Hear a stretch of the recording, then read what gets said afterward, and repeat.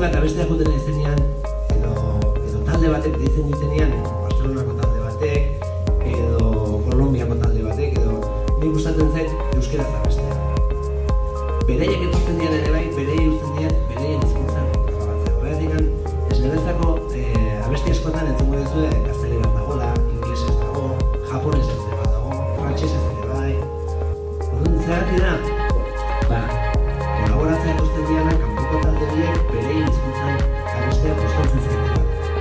Nei ez zitelako gustatzen Madrileko talde batek arjunezkeo, nei gazteleraz abestea. Zergatik, nei gazteleraz abestezkeo, nire burua ez dut egon dugu, nire hizkuntza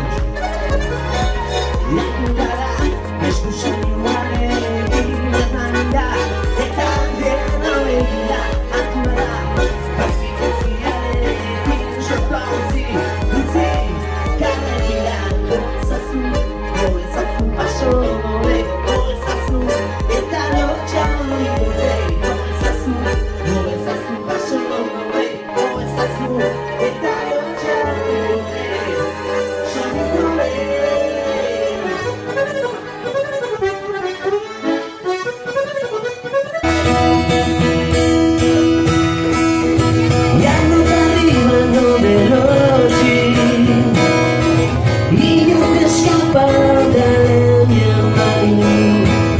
Rico del grano de la nostra stanza.